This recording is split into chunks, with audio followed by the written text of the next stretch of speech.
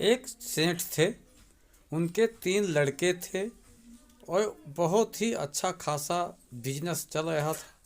सब बहुत व्यवस्थित जीवन चल रहा था। उनके जीवन काल में उन्होंने बहुत ही अच्छा काम किया, जिससे इर्द गिर्द की जितनी जनता थी सब खुश थी। उनके पास 19 ऊँट भी थे। एक दिन ऐसा हुआ, सेठ जी ने अपने वकील को बुला के वसीयतनामा तैयार किया, ताकि मेरे जाने के बाद में मेरे बच्चों को बांटने में कोई दिक्कत ना हो। तो अपने वसीयत में उन्होंने लिखा, अपनी प्रॉपर्टी का जो भी हिस्सा था तीनों भाइयों में हिसाब से बंटवा दिया, बराबर बंटवा दिया। और 19 ऊँट में से उन्होंने वसीयतनामा में लिखा, बड़े वाले लड़के का आधा, उसके बीच वाले लड़के का चौथाई भाग और 5वें वाले लड़के का 5वां हिस्सा ऊँट के बंटवारे में दिया गया। एक दिन ऐसा हुआ, सेठ जी दुनिया से चल बसे। उनके लड़कों में बंटवारा होने लग गया। सब चीज़ें जितनी भी प्रॉपर्टी थी सभी का बंटवारा हो गया बहुत आसानी से। लेकिन 19 ऊँट का जब बंटवारा होने को आया तो वो हो नहीं पाया, क्योंकि सबसे पहले 19 का आधा हो ही नहीं रहा था। ऊँट को काट के तो बांट नहीं सकते। इसी पे पूरी जनता जो है उलझन में पड़ी हुई थी, ये हिस्सा कैसे लगाया जाए। बड़े बड़े विद्वान लोग आए थे बंटवाने के लिए, लेकिन किसी का दिमाग जो है काम नहीं कर रहा था। सभी उलझन में फंसे हुए थे। तो इसी दौरान एक व्यक्ति अपने ऊँट पे बैठ के आ रहा था। वो भीड़ देखा तो भी खड़ा हो गया। उसने पूछा, भाई साहब क्या बात है, क्यों इतना भीड़ लगा के रखे हैं आप लोग? तो सभी लोगों ने कहानी बताया कि ये 19 ऊँट का जो बंटवारा लिखा है ये वसीयतनामा है।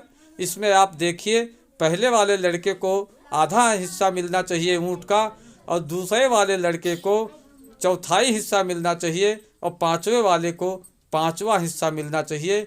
इसी में सभी लोग उलझन में फंसे हुए हैं। तो उस व्यक्ति ने कहा, समझ गया कि ये बहुत ही बड़ा ज्ञानी विवेकी इंसान ने इसको वसीयतनामा किया है, तो इसको बड़ा ही कोई विद्वान होगा तो वही कह पाएगा। तो वो भी एक विद्वान ही था जो ऊँट लेके आया था। उसने कहा, बस इतनी सी बात है, कोई बात नहीं है, इसका बंटवारा मैं कह देता हूँ, इसमें आप लोग घबराइए नहीं, बंटवारा जो है बहुत ही आसानी से हो जाएगा, कोई चिंता की बात नहीं है।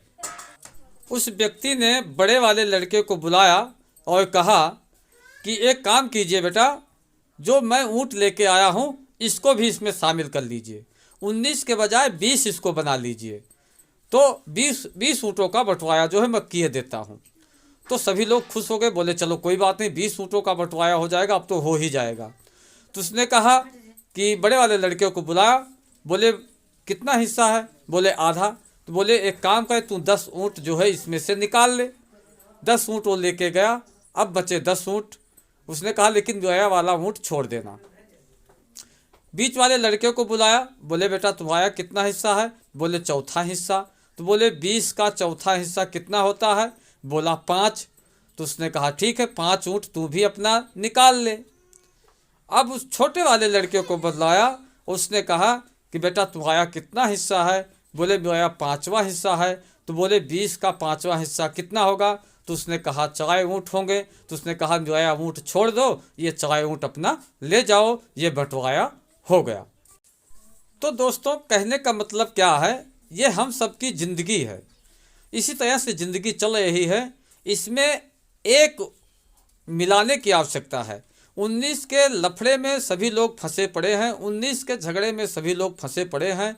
जब तक एक नहीं मिलेगा तब तक ज़िंदगी की कहानी समझ में नहीं आएगी और ना ही जिंदगानी समझ में आएगी। क्योंकि आज के इस ज़माने में आदमी कमाने से नहीं खाने से गरीब है।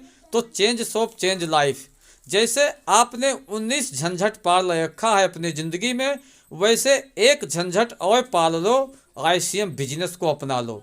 ICM बिजनेस एक ऐसी व्यवस्था है जो आपके ज़िंदगी के सारे कांटे निकाल देगी और आपको जो है सफल और कामयाब बना देगी, क्योंकि आपके कमाई का जो 80% पैसा बाजार में रोजमर्रा के काम में सामान में ख़त्म होता है, वही सामान आप ICM से लेके आप अपनी ज़िंदगी की बदल सकते हैं और अपनी ज़िंदगी को सजा सकते हैं, संवार सकते हैं।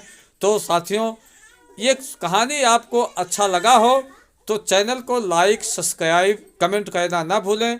मैं फिर मिलूँगा किसी एक ऐसी कहानी के साथ में। तब तक के लिए आप सभी को बहुत बहुत धन्यवाद पूरा वीडियो सुनने के लिए।